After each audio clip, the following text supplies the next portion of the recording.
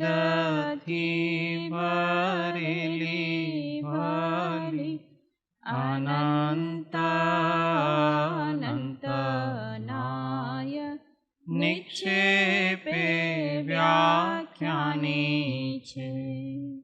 સકલ જગત હિત તારીણી હારીણી મોહ તારીણી ભવાબ્ધિ મોક્ષ ચારીણી પ્રમાણી છે.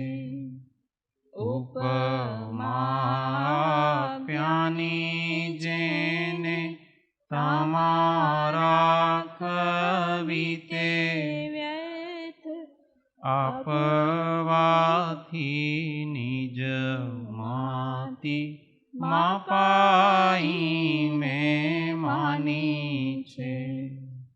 અહો રાજ ચંદ્રવાળ ખ્યાલ નથી પામતા રે જીનેશ્વર તાણી વાણી જાણી તેણે જાણી છે. ગુરુ રાજ તાણી વાણી જાણી તેણે જાણી છે. અણમિયુણ સૌ સિદ્ધે જાણુત્તમ ખવેદ દીહ સંસારે દસ દસ દો દોય જીણે દસ દો અણુપે ગણમ ગોચ્છે.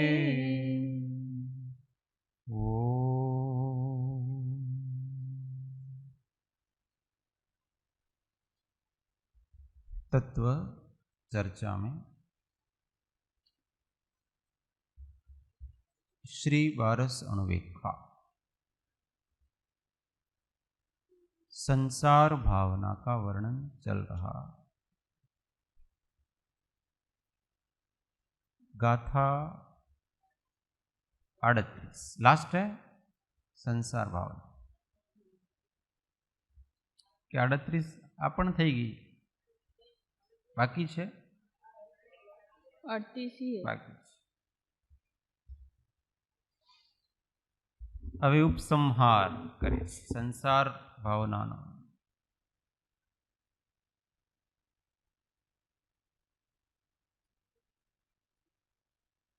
संसार से मुक्त होना हो तो क्या करना चाहिए? संसार भावना का चिंतन. तो जो संसार से मुक्त हो चुके हैं उनका ध्यान करना चाहिए. जो संसार में है उनका ध्यान नहीं करना. सीधी सी बात है. जिसका ध्यान करेंगे जिसकी भावना करेंगे उसके जैसे होंगे. तो बार बार हम संसारी जीवों का ही ध्यान करते रहेंगे विचार करते रहेंगे तो संसार में ही घूमते रहेंगे. इसलिए हमको जो संसार से पार हो चुके हैं उनमें मन लगाना ऐसा कह.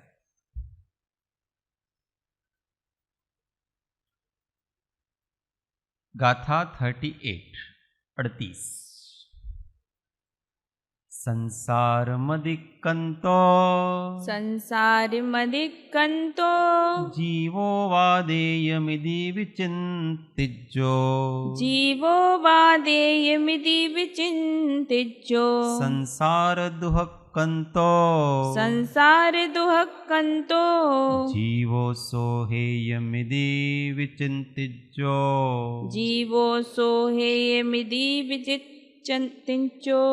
संसार मदिक्कंतो जीवो वादेयमिति विचिन्तिज्जो संसार दुःखंतो जीवो सोहेयमिति विचिन्तिज्जो. सब साथ में संसार मदिक्कंतो जीवो वादेयमिति विचिन्तिज्जो चिंतिजो संसार दुःखंतो जीवो सोहेयमिति विचिंतिजो। होता अतीत भव से पढ़ आत्मगाथा, आदेय ध्येय वह जीव सदा सुहाता। संसार दुख सहता दिन रेन रोता, ऐसा विचार वह केवल हेय होता। सब साथ में। होता अतीत भव से पढ़ आत्मगाथा, आदेय ध्येय वह जीव सदा सुहाता। संसार दुख सहता दिन रेन रोता, ऐसा विचार वह केवल हेय होता। गुजराती। संसार थी अतिक्रांत जीवनो ध्यान करवा योग्य छे। संसार दुखाक्रांत जीवनो ध्यान तजवा योग्य छे। संसार दुखाक्रांत जीवनो ध्यान तजवा योग्य छे। अर्थ, जो जीव संसार से पार हो गया है वह तो उपादेय अर्थात ध्यान करने योग्य है, ऐसा विचार करना चाहिए। और जो संसार रूपी दुखों से घिरा है वह हेय अर्थात ध्यान योग्य नहीं है, ऐसा चिंतन करना चाहिए। भावार्थ, परमात्मा ही ध्यान करने योग्य है, बहिरात्मा। गुजराती।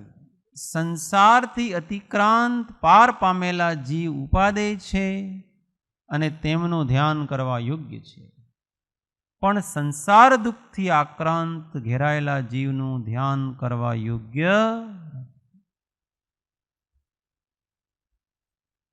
बहुत सुंदर। सब समस्याओं का समाधान।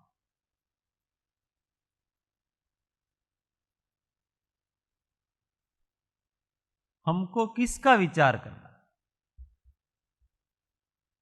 व्यक्ति अपने ही दुख का विचार करता है, और उसका दुख कहां से है? तो बाह्य निमित्तों से, उसके कर्म के उदय से है। तो उसका चिंतन बाह्य निमित्तों में ही होता है। और अगर अपन सुख के आधार को, सुख के स्रोत को खोजें,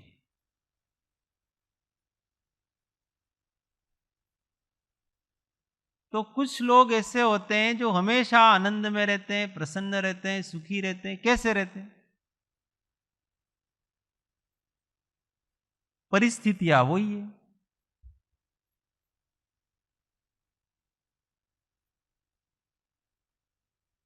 तो वो आनंद आता कहां से? कहां से आता है वो? ज्ञान से आता है। कहां से आता है? ज्ञान पूर्वक जियो, मोह पूर्वक, राग पूर्वक। भगवान है वो ज्ञान पूर्वक जीते हैं, इसलिए उनका ध्यान करने योग्य है। अभी अपन भगवान का विचार करें। कैसे?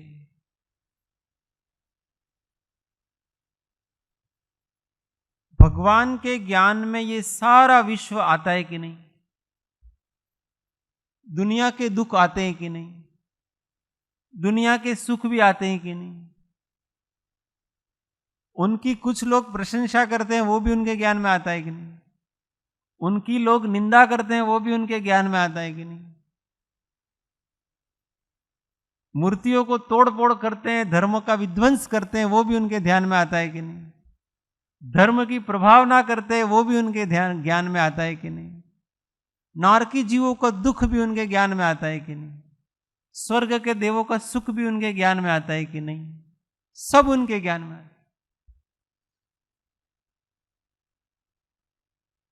परंतु वो जरा भी विचलित नहीं होते, उनका आनंद, उनकी शांति बरकरार है। कहां से, कैसे, समझने वाली बात है। अच्छा, अपन ऐसे समझे उनको तो बड़ा सत्संग का सहारा होगा ना, बहुत से लोग होते हैं उनके पास कोई है।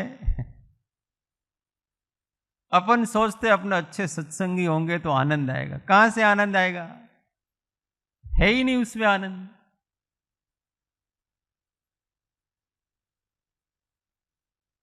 अकेले हैं इसलिए आनंदित हैं, दूसरे की चिंता नहीं है, दूसरे का विकल्प नहीं है, इसलिए आनंदित है।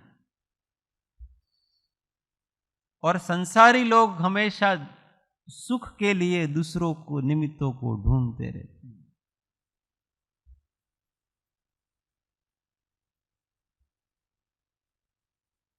अपनी तरफ नजर करें, और अपनी तरफ नजर न हो सके तो कोई बात नहीं, जिन्होंने अपनी तरफ नजर की है उनकी तरफ नजर करें,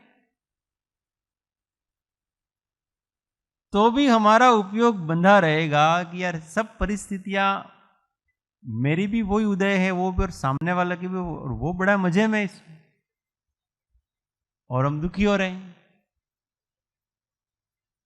कोई ऐसा तत्व है जिसका उसने आधार लिया है, इसलिए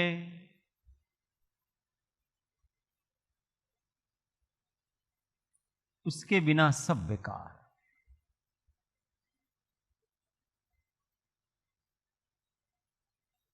यम नियम संजम आप कियो, पुनि त्याग विराग अथाग लयो, पुनि त्याग विराग अथाग लयो। वनवास लियो मुख मौन रयो, दृढ़ आसन पद्म लगाय दियो, दृढ़ आसन पद्म लगाय दियो। मन पौन निरोध स्वबोध कियो, हठ जोग प्रयोग सुतार भयो।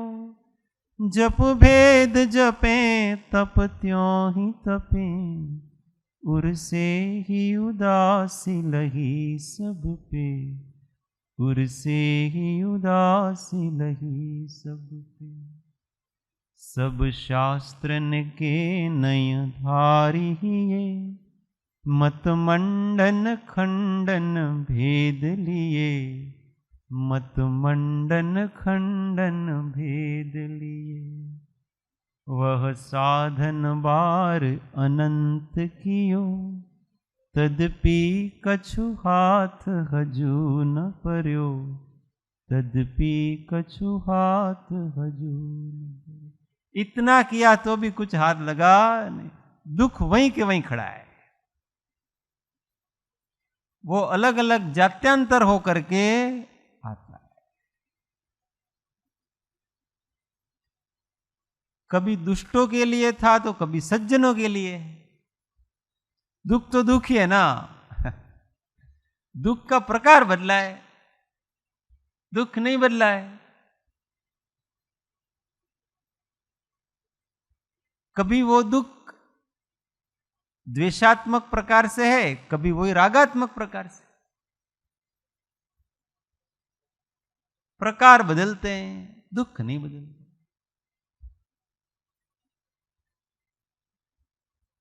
उपयोग जब इष्ट बुद्धि से पर की तरफ जाता है तो उसको राग कहते हैं। उपयोग जब अनिष्ट बुद्धि से पर की तरफ जाता है तो उसको द्वेष कहते हैं। दोनों में क्लेश है। उपयोग का पर के विकल्पों में घूमते रहना, यही क्लेश है। चाहे इष्ट बुद्धि से होके अनिष्ट बुद्धि से। इसलिए ज्ञानियों का ध्यान करना, और सबसे बड़े ज्ञानी परमात्मा, परंतु क्या है कि परमात्मा तो इतने दूर है ना अपने से, उनका स्वरूप समझना कठिन है। इसीलिए ज्ञानियों का ध्यान करना, वो ज्यादा अपने निकट है। सच्चे आत्मज्ञानी होते हैं, उनके स्वरूप का ध्यान करना, क्योंकि वो अपनी ही जैसी परिस्थितियों में रह करके निर्लेप, मुक्त, सहज, शांत, निराकुल रहते हैं, रहने का प्रयत्न करते हैं। कभी कभी प्रयत्न में कमी भी आ जाती है, वो ज्यादा उपयोगी है। अपने से जो 2 कदम आगे हो ना, वो अपना ज्यादा अच्छा गुरु है सच्चा। अपने से बहुत दूर है तो वो तो बहुत दूर है, उसके तक पहुंच ही नहीं पाएंगे। सिद्धों तक हम नहीं पहुंच पाएंगे, संतों तक पहुंच पाएंगे। सिद्धों का ध्यान करने के बजाय संतों का ध्यान ज्यादा कार्यकारी है।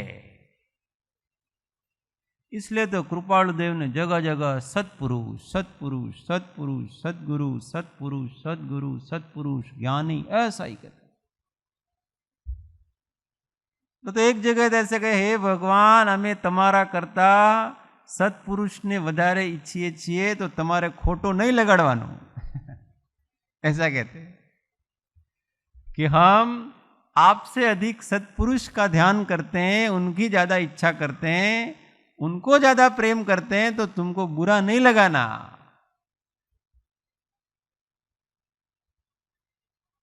क्योंकि आपको चाहने वाले तो बहुत हैं, मैं एक नहीं चाहूंगा तो आपके क्या फर्क पड़ जाएगा। पर आपका स्वरूप भी हमको तो सत्पुरुष से ही ख्याल में आता है। वो अगर हमारे बीच में नहीं हो तो आप क्या है वो भी हमको कुछ पता पड़े नहीं। इसलिए वो आधार है, यही तो रहस्य है। अब क्यों न विचारत है मन से, कछु और रहा उन साधन से, कछु और रहा उन साधन से।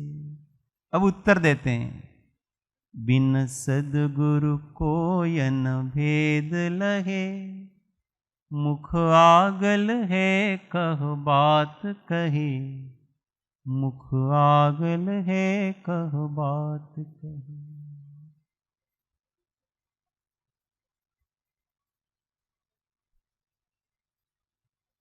बिन सद्गुरु कोई ना।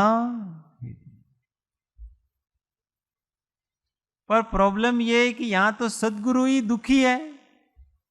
99% लोगों का तो सद्गुरु ही दुखी है।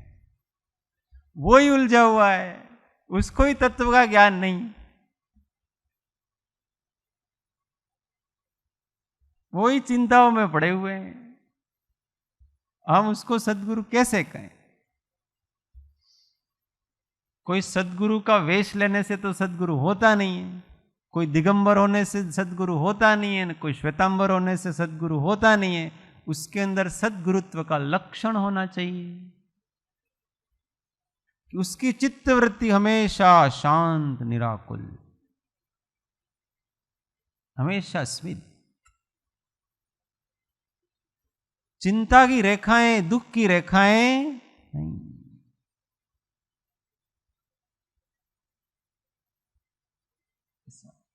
ये सद्गुरु का लक्षण।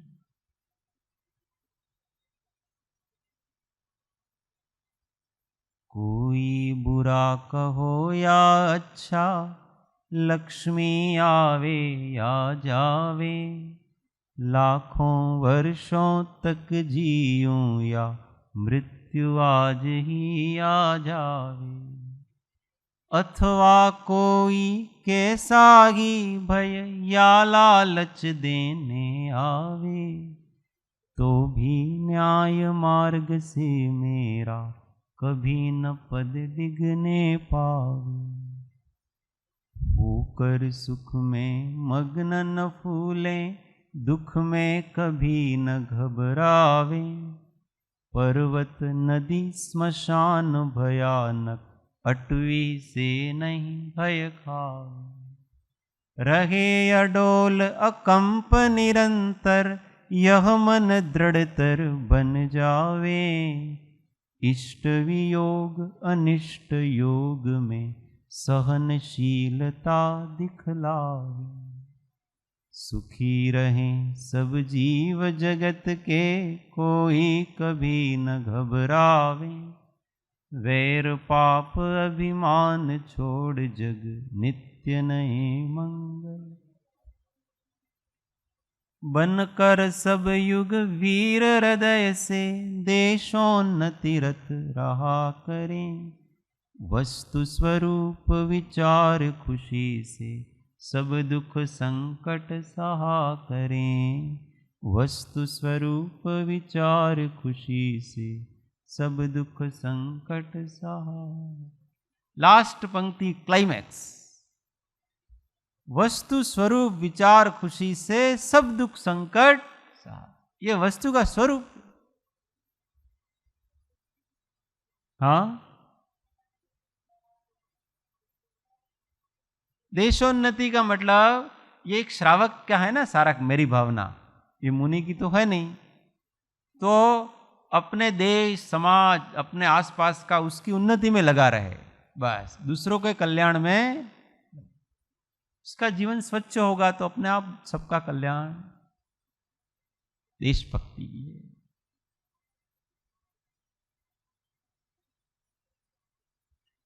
तो ये ऐसे महात्माओं का ध्यान करना चाहिए, जो हमेशा उनकी आंखों में एक चमक होती है, आनंद की, प्रसन्नता की, चेहरे पे प्रशांति होती, अडिग धीरज होता है।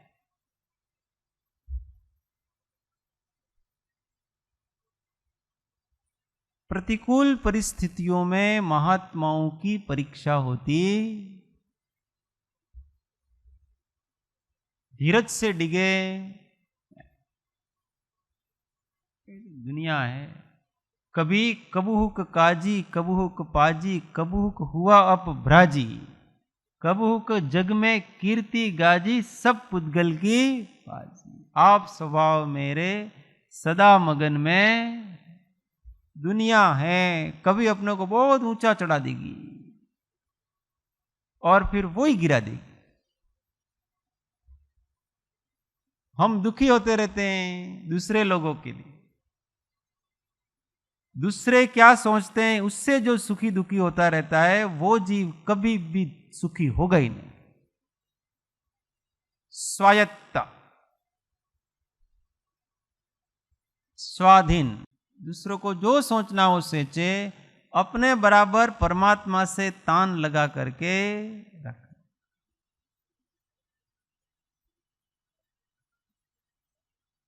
हमारे भगवान कह के गए, गुरुदेव कह के गए कि उपयोग को हमेशा प्रसन्न रखना, शांत रखना, निराकुल रखना, यह हमारा कर्तव्य है। उनकी आज्ञा का हमको पालन करना, परिस्थिति कोई भी आए।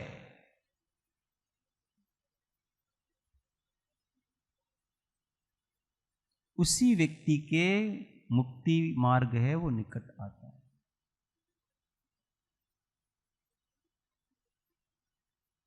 इसलिए किसका ध्यान करना, तो संसार का नष्ट करना हो तो किसका ध्यान करना, परमात्मा का ध्यान करना। परमात्मा का मतलब उत्कृष्ट आत्मा, जो समस्त प्रकार के रागादि दोषों से रहित है। ऐसे निर्दोष निर्मल परमात्मा का ध्यान करना। वो और कोई नहीं, हम ही है। हमारा शक्ति स्वरूप है, उसी का ध्यान करना है हमको। महावीर तो महावीर हो गए, उनका ध्यान करने से उनका कोई गुण नहीं आएगा, उनका ध्यान करने से हमारा ही गुण प्रकट होगा अंदर से। उनके निमित्त से ही आत्मा ही प्रकाशित हो रहा है, और कोई प्रकाशित हो रहा। उनके उपयोग के ऊपर अपना उपयोग रख के देखें कि अभी भगवान क्या कर रहे हैं, वहां सिद्धशिला पे क्या कर रहे हैं। कभी सोचा क्या कर रहे हैं?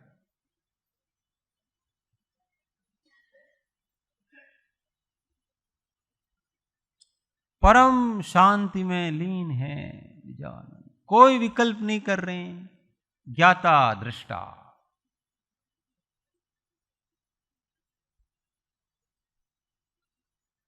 ज्ञान में जो जो भी आ रहा है, जो आ रहा है जा रहा है, सो जा रहा है, अपने शांत संतुष्ट।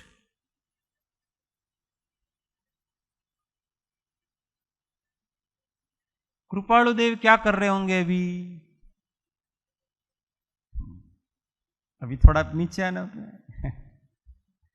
वो क्या कर रहे होंगे अभी? बस वो ही समता भाव में स्थिर।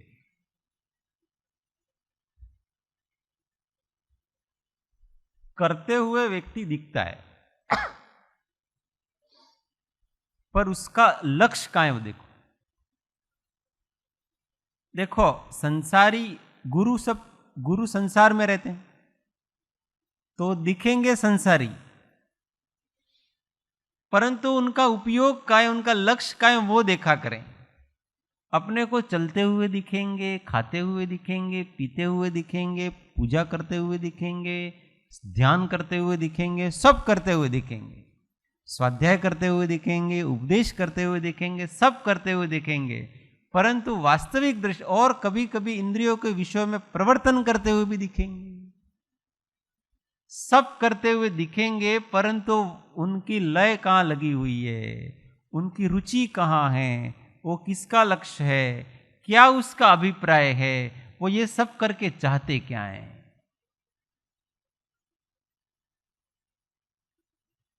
एकमात्र राग द्वेष से मुक्त अपनी चित्त वृत्ति हो, समभाव में हो, सहज हो, शांत हो, यही हमेशा लक्ष्य रहता है, वो नहीं टूटना चाहिए। साधन का उपयोग तो हम साध्य की सिद्धि के लिए करते हैं,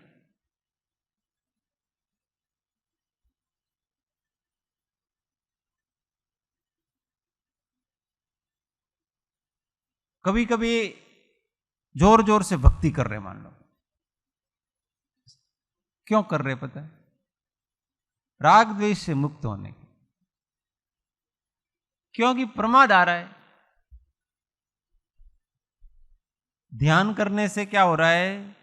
नींद आ जाती है कभी कभी, चुपचाप रहने से कभी कभी नींद आ जाती है, उपयोग मन पड़ जा, जोर जोर से भजन गाने का नींद उड़ जाती है।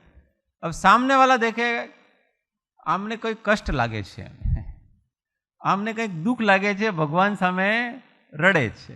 अरे उनको कोई कष्ट नहीं है, कोई दुख नहीं है, प्रमाद जीतना है, उपयोग को तरोताजा रखना है उनको, इसलिए वो साधन का उपयोग कर रहे हैं। अभी जैसे ही प्रमाद टलेगा वापस अपनी सहज शांत अवस्था में बोलेंगे ही नहीं, अब भक्ति की जरूरत नहीं है, क्योंकि जो प्रयोजन भक्ति का था वो पूरा हो गया। यहां पर अब भक्ति नहीं, अभी शांति।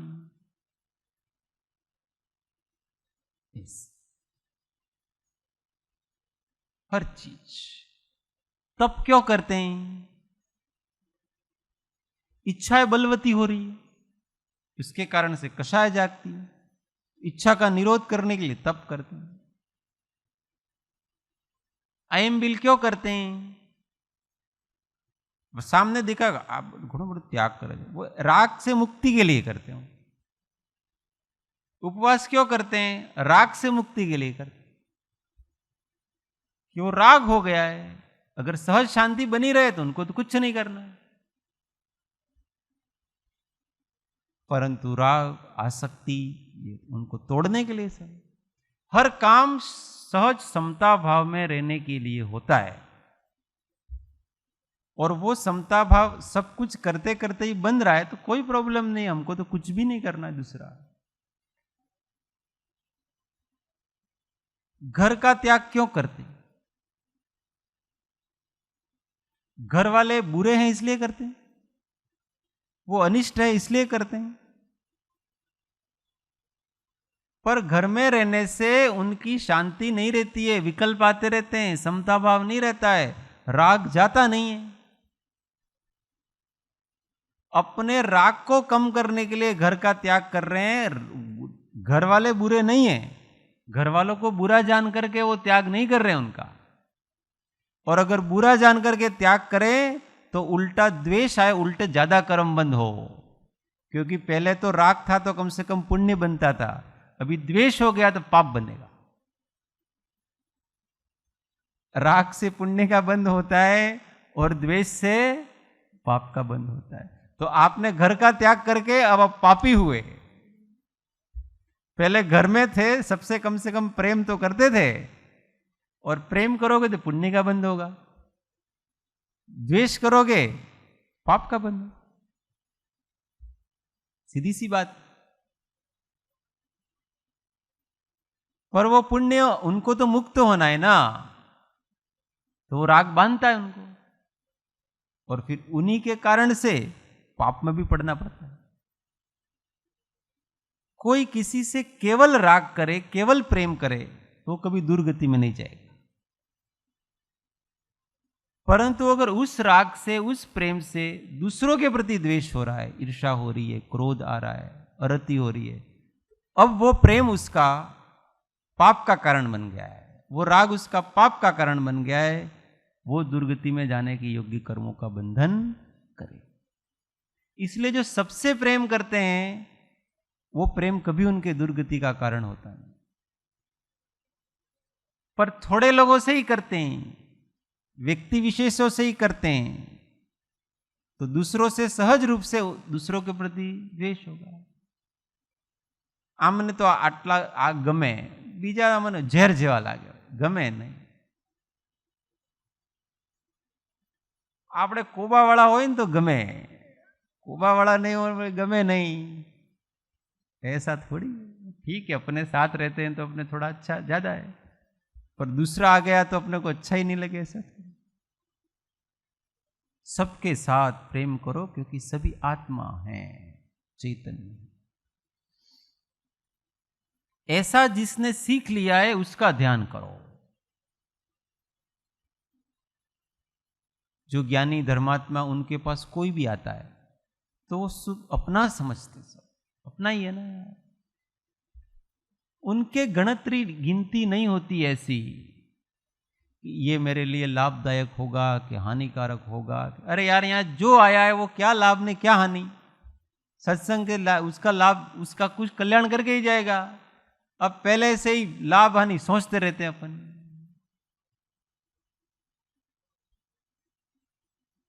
ये लाभ हानि सोचना छोड़ दे अपन, किसी से भी क्या लाभ नहीं क्या नहीं।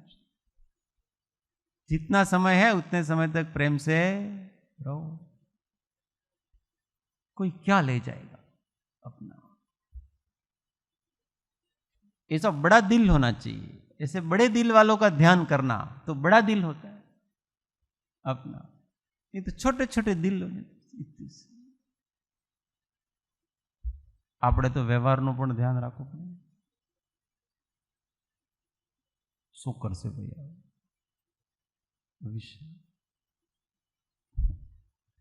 अपने जीवन में किसी को हम प्रवेश ही नहीं देते।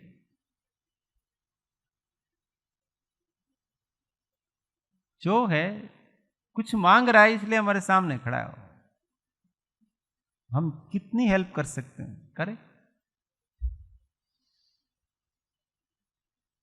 और कोई नुकसान करके जाएगा तो क्या लेके जाएगा ये बताओ। किसका नुकसान करेगा वो?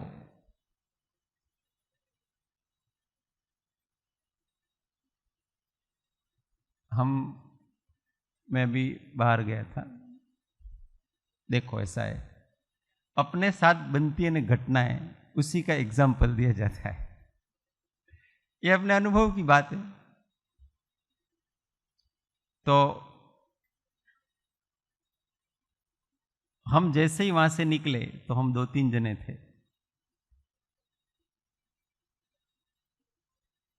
तो एक अपशकुन हुआ। अपशकुन कहते हैं जो भी। फिर मैंने कहा जो होना है तो होगा ही है, शकुन क्या ना अपशकुन क्या इसमें। आप कोई पर्याय को बदल नहीं सकते कि नहीं नहीं अपने थोड़ा क्या देखा जाएगा जो भी होगा। फिर हम गए, थोड़ी देर गांव से बाहर निकले, माता जी के दर्शन करने गए। गांव से बाहर निकले तो एक व्यक्ति ने, कोई दादाजी थे, उन्होंने हाथ खड़ा किया ऐसे। अब हमारी गाड़ी में मैं आगे बैठा था, बीच में 3 जने बैठ सकते और 2 ही बैठे थे। फिर मैंने गाड़ी वाले को, भाई गाड़ी रोको, इसको जहां जाना है वहां अपन छोड़ देंगे। तो रोकी। अब वो मेरे साथ बैठे थे, घबराए। अपने अनजान किसी व्यक्ति को भी ऐसे बिठाना, पता नहीं क्या हो जाए कैसे। जो हो जाए अपना स्वभाव काहे को छोड़ना, अपने क्या पैसे लगेंगे, अपनी गाड़ी में बैठ जाएगा। तो फिर दादा को बिठाया और वो पूरी तरह से सिर से पांव तक दारू पी के रेड था। हाँ।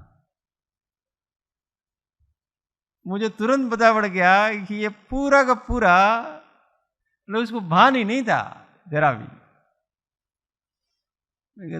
दादा कहाँ जाना है, पास में, वो छोड़ देना मेरे को, कहीं भी छोड़ देना। वो मेरे पास तो वो बहनें बैठी थी, वो घबराए। और फिर धीमे धीमे क्या है कि वो अपने असली स्वरूप में आता है, उससे बात करो तो अपने असली स्वरूप में आता है। फिर मैंने कहा इनसे कोई बात नहीं करना किसी प्रकार का। फिर दादा को, दादा आपका आ गया? हाँ आ गया, बहुत अच्छा। हमको फिर दादा ने क्या कहा पता है, हम तो समझते थे कि इस दुनिया में अच्छे लोग बच्चे ही नहीं हैं, अच्छे लोग भी होते हैं। मैंने कितनी देर से हाथ खड़ा कर रहा हूं, मैं अपने आप नहीं जा सकता, चल नहीं सकता मैं, दारू पिया कहां से चलेगा, ऐसे हट्टा कट्टा था। पर किसी ने मेरी सहायता, हमारे गांव वाले भी निकले, जाने पे जानने वाले भी निकले, जानने वाला तो दूर ही रहे उससे, इससे क्या मुंह लगे, अभी गालियां देगा अपने को। मैंने कहा दादा उतरो आप, और आपके घर के पास ले जाना था, आपको घर के पास उतारना, कोई दिक्कत नहीं। पहला पाछल बड़े बड़े घबराए, यानी जल्दी जल्दी। एक तो वो बैठे तो दुर्गंध इतनी आए ना, शराबी बैठे तो कितनी दुर्गंध, पूरा पूरा शराब का। फिर मेरे साथ में जो बैठे थे ना, मैंने उनको कहा कि दीदी ये अपशकुन को शगुन में बदलने का तरीका है। पाप के उदय को पुण्य में कैसे संक्रमण किया जाए। अपशकुन के कारण से आपके ऊपर कोई विपत्ति तो आने वाली थी, उस विपत्ति को अवसर में कैसे बदला जाए, ये तरीका उसका। अपनी भावना से कर्मों का सब संक्रमण होता है। आप एक बार विश्वास तो जताओ, चोर आपके सामने आपका मित्र बन जाएगा, और नहीं भी बने तो क्या है, अपना कुछ वो हमको गाली देकर भी जाता तो क्या, हमारा कर्म ही तो खत्म होता, क्या हो जाता। बहुत बार तो फंसा देते। वो बहन ने जो वहां के थे, उन्होंने लोकल ने कहा ऐसे किसी को नहीं बिठाना, हमारे यहाँ तो ऐसा बहुत होता है ना, गाड़ियाँ रुकवाते हैं, फिर वो गाड़ी रुका करके फिर बैठ जाते हैं, फिर अंदर बैठ करके फिर वो जो भी करना है जिस प्रकार से करना है। मैंने कहा परीक्षा करो दिन के, यार दिन के 5-6 बजे, तब भी डर रहे हो आप, रात को 12 बजे हो तो बात अलग है, डर रहे हो। और क्या आप ध्यान रखोगे तो आप बच जाओगे। आप ये सोचिए, आपके ऊपर जो आपत्ति जिस प्रकार से आने वाली है वो आपत्ति उस प्रकार से आएगी, नहीं बच सकते आप। क्यों नहीं अपने मन को बहुत स्वच्छ और निर्मल रखें अपन। तो अच्छे अच्छे दुष्ट लोग सज्जन हो जाते हैं, और नहीं भी हो तो क्या है, दुष्ट रहे, हम सज्जन बने रहेंगे। एक बार मैं मोटरसाइकिल लेके जा रहा था, उस समय मैं प्रचारक था, तो मेरी आदत कोई भी हाथ खड़ा करे मैं बिठा देता, अपने पीछे वाली सीट हर एक के लिए खाली, तो मैंने बिठा दिया। और वो एक प्रकार से डाकुओं का इलाका, चंबल काला, बिजोलिया और कोटा और वो उधर की साइड का। तो पीछे बैठ करके मैंने कहा आपको कहाँ जाना है, तो मेरे को इस गांव में जाना था। मैंने उसको बीच में उतार दिया, मैंने कहा आपको घर तक पहुंचा दूंगा, ये मेरा घर। मैंने उसके आंगन में छोड़ा उसको, अपने को क्या ज्यादा पैसे लगते हैं, ज्यादा सुविधा। और फिर उसने, जैसे ही मैं तो निकल गया, और फिर उसने आगे के थाने में फोन किया कि ये एक व्यक्ति संदिग्ध लगता है मेरे लिए हो कि ये व्यक्ति संदिग्ध लगता है। वो क्या जासूस फैला के रखते हैं डाकुओं को पकड़ने के। एक तो इसकी बोली हाव भाव से ये अपने क्षेत्र का लगता नहीं है, क्योंकि हमारे वागड़ की बोली हाव भाव वगैरह वो सब अलग, वहाँ के अलग। फिर मैं हिंदी बोलता हूँ, वहाँ की मेवाड़ी भाषा, और सारी चीज देख करके है बड़ा खानदानी, पर आजकल के डाकू खानदानी होते हैं। आतंकवादी भी बड़े पढ़े लिखे ही होते हैं, अच्छे ही होते हैं। हो सकता है ये, आप उसकी छानबीन करो, अजनबी है ये, बस वो पुलिस से मिली भगत थी, मतलब वो पुलिस वाला ही था पर साधारण वेश में ऐसे घूमते रहते पकड़ने। फिर थाने में रोका, फिर छानबीन करने वाले आप कहाँ के हैं भाई, तो मैंने कहा मैं शाहपुरा है वहाँ रहता हूँ। अब मूल कहाँ के हैं, तो मेरा मूल तो मैं राजस्थान का हूँ। यहाँ करते क्या हो, तो मैंने कहा हम जन जागरण का काम करते हैं, लोगों में देशभक्ति के संस्कार। आपका घर परिवार वगैरह का है, ऐसे सब पूछताछ वगैरह। फिर आपके गाड़ी का लाइसेंस का है, मेरे गाड़ी का लाइसेंस ही नहीं था, आज तक नहीं। मैंने इतने साल तक बिना लाइसेंस के ही गाड़ी चलाई। तो इतने में योगा नहीं, मैंने उसको जो मेरा असली परिचय नहीं दिया, मैं उसके सामने जितना चाहा इतना, लाइसेंस नहीं है मेरे पास, लाइसेंस बनाया नहीं, बिना लाइसेंस क्या घूमते हो, सॉरी।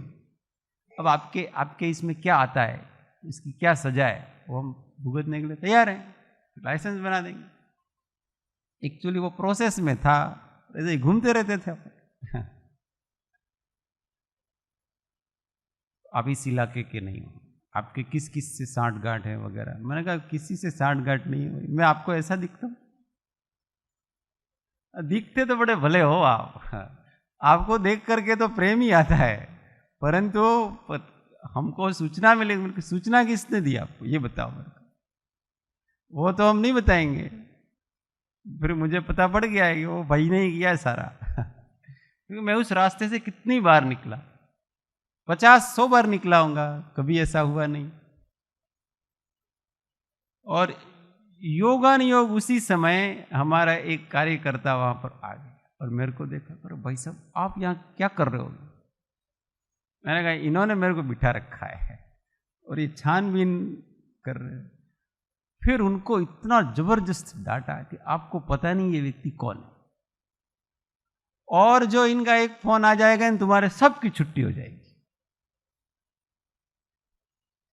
आपने किस आधार पर इनको बिठा रखा है। फिर मैंने उनको चुप किया कि भाई मेरी गलती है इसलिए बिठा रखा है, तो आपने अपना परिचय भी नहीं दिया, मैंने कहा क्यों दूं?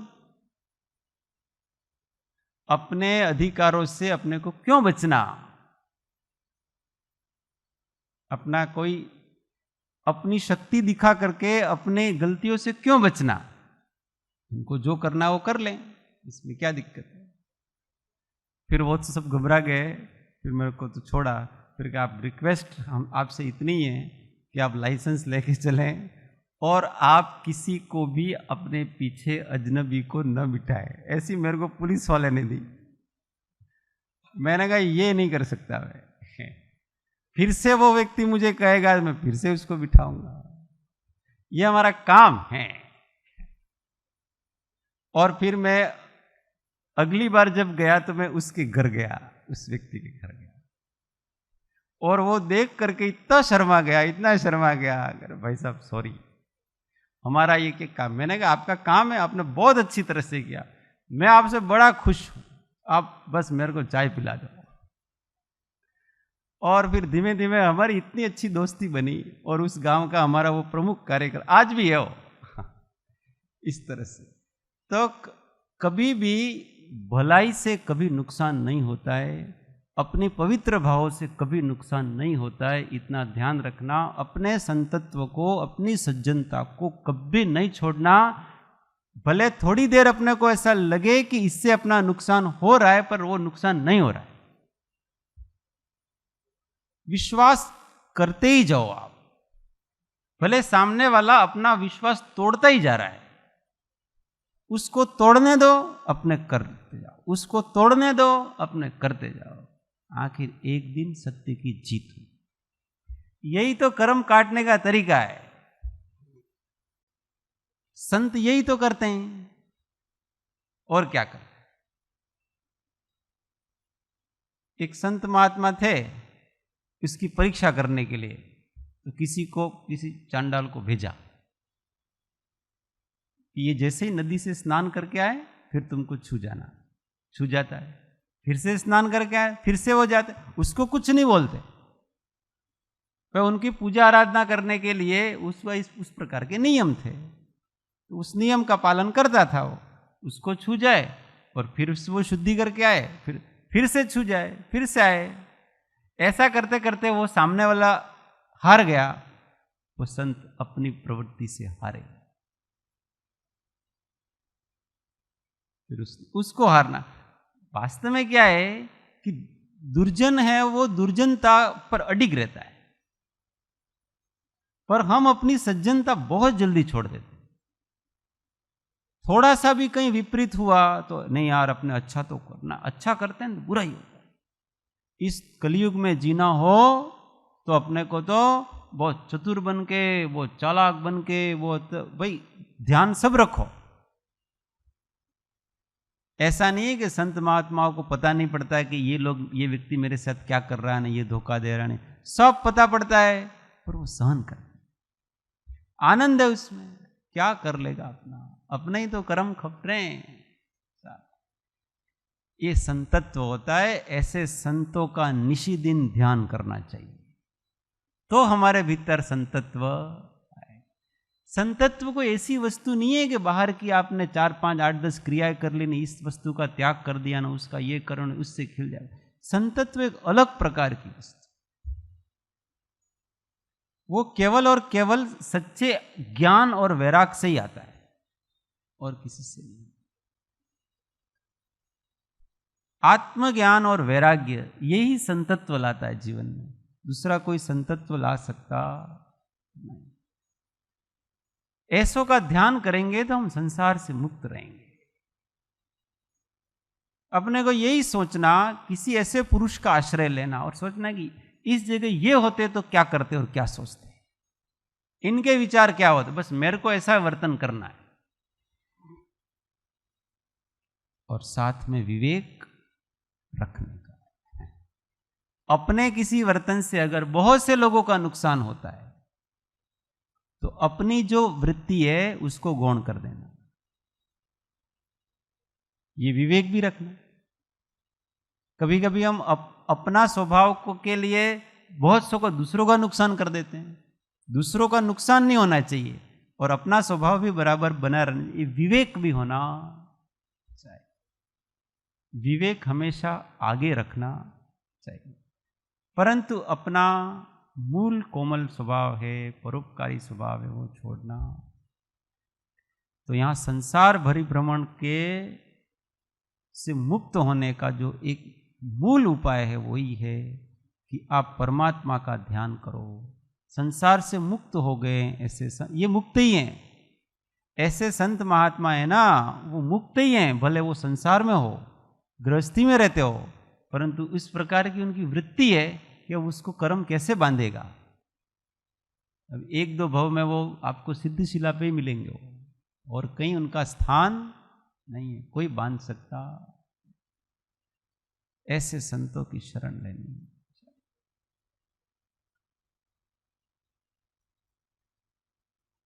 मैं संतन को दास जिन्होंने मन मार लिया, मैं संतन को दास जिन्होंने मन मार लिया, जिन्होंने मन मार लिया, जिन्होंने मन मार लिया, मैं संतन को दास जिन्होंने मन मार लिया।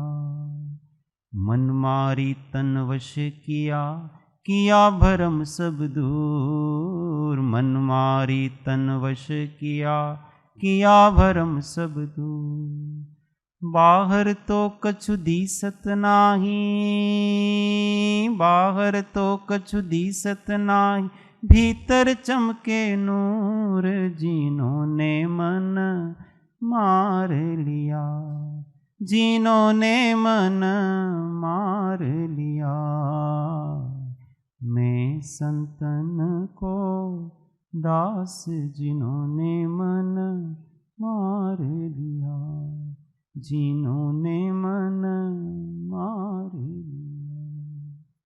सद्गुरु परम कृपालु त्रिलोकनाथ की जय, सब संतन की आनंद घन ओम।